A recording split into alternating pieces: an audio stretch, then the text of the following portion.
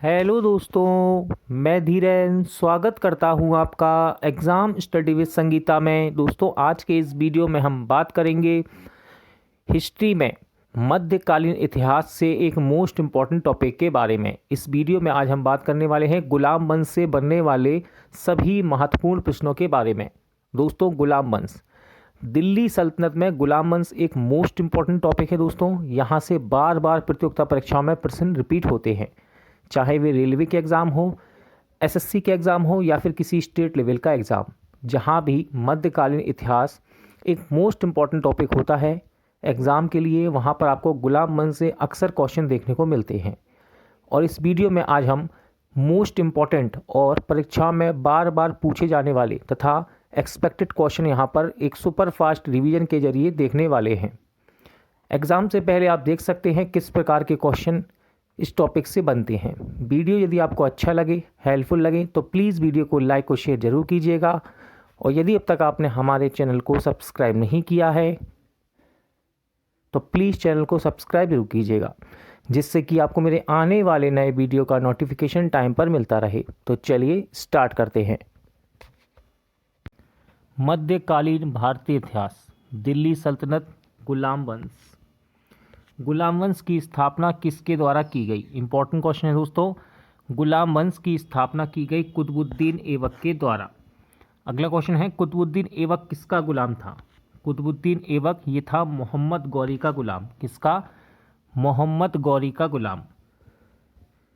Question number 3, Bharat में तुर्की राज का संस्थापक किसको माना जाता है? तो भारत में तुर्की राज का संस्थापक माना जाता है कुतुबुद्दीन ऐबक को। इंपॉर्टेंट क्वेश्चन है दोस्तों, ये कई बार एग्जाम में पूछा गया है, आपको प्रैक्टिस सेट में भी देखने को बार बार मिलता है। प्राचीन नालंदा विश्वविद्यालय को ध्वस्त करने वाला ऐबक यानी कि कुतुबुद्दीन ऐबक का सहायक सेनापति कौन था? तो इसका नाम था बख्तियार खिलजी। क्या नाम था? बख्तियार खिलजी। गुलामों को फारसी में क्या कहा जाता था? तो गुलामों को फारसी में कहते थे बंद गौ। ठीक है, इन्हें सैनिक सेवा के लिए खरीदा जाता था। जून 1206 ईस्वी में कुतुबुद्दीन ऐबक का राज अभिषेक किस स्थान पर हुआ था? एग्जाम में पूछा गया है ये क्वेश्चन। तो ये हुआ था लाहौर में। ठीक है, जून 1206 ईस्वी में ऐबक का राज अभिषेक कहाँ हुआ? लाहौर में। कुतुबुद्दीन ऐबक ने अपने साम्राज्य की राजधानी किसे घोषित किया? तो कुतुबुद्दीन ऐबक के साम्राज्य की राजधानी थी लाहौर। ठीक है, क्या थी? लाहौर। अजमेर का 2.5 दिन का झोपड़ा नामक मस्जिद का निर्माण किसने करवाया था? प्रैक्टिस सेट में अक्सर देखने को मिलता है, रेलवे एसएससी के एग्जाम में पूछा भी गया है ये क्वेश्चन। 2.5 दिन का झोपड़ा नामक मस्जिद का निर्माण करवाया था कुतुबुद्दीन ऐबक ने। नेक्स्ट, कुतुबुद्दीन ऐबक ने कभी सुल्तान की उपाधि धारण नहीं की, फिर उसने कौन से पद धारण किए थे? तो याद रखिएगा, केवल मलिक और सिपा सालार के पद इसने धारण किए थे।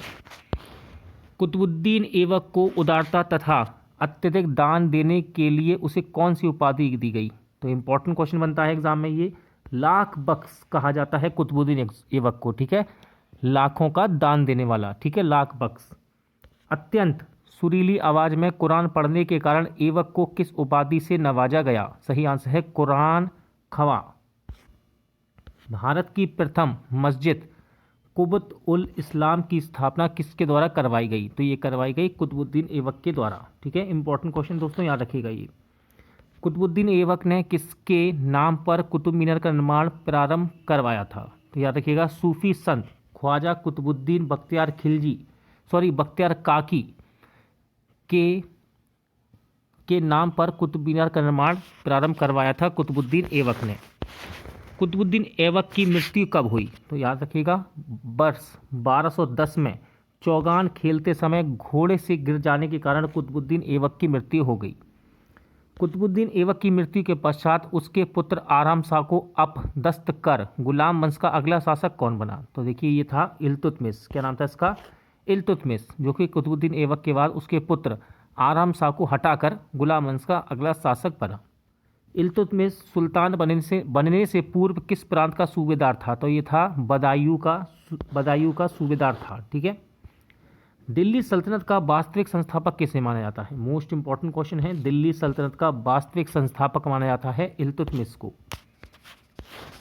इल्तुतमिश को ऐबक से क्या रिश्ता था? देखिए इल्तुतमिश का ऐबक से, कुतुबुद्दीन ऐबक से रिश्ता पूछ रहा है, तो ये ऐबक का गुलाम तथा दामाद था। ठीक है। कौन लाहौर से राजधानी को स्थानांतरित कर दिल्ली लाया था? इंपॉर्टेंट क्वेश्चन है ये। लाहौर से राजधानी को स्थानांतरित करने वाला था इल्तुतमिश। ठीक है, इल्तुतमिश।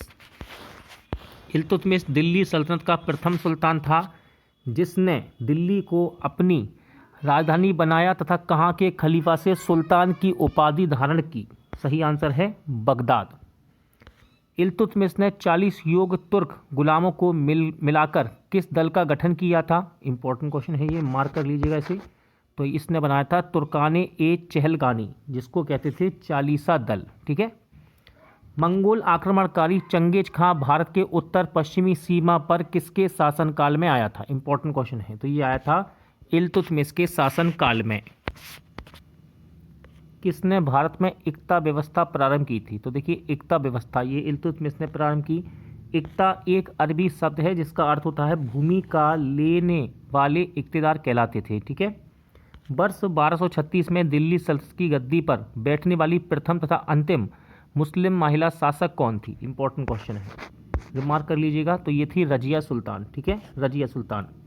रजिया के सुल्तान बनने के पश्चात गुलाम याकूत को किस पद पर नियुक्त किया गया? तो देखिए गुलाम याकूत को अमीर ए आखुर यानी कि घोड़े का सरदार बनाया गया।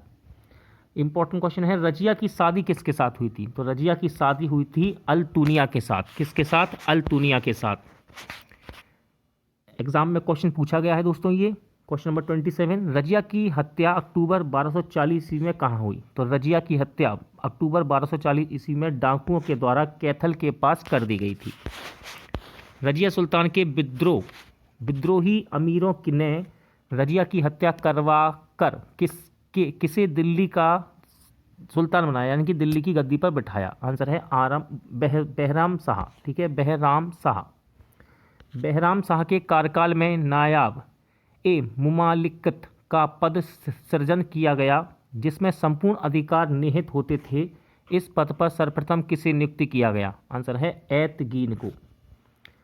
दिल्ली सल्तनत के किस शासक ने बलबन को नायाब ए मुमालिकत पद पर नियुक्त किया था? तो ये था नसरुद्दीन महमूद। ठीक है, नसरुद्दीन महमूद।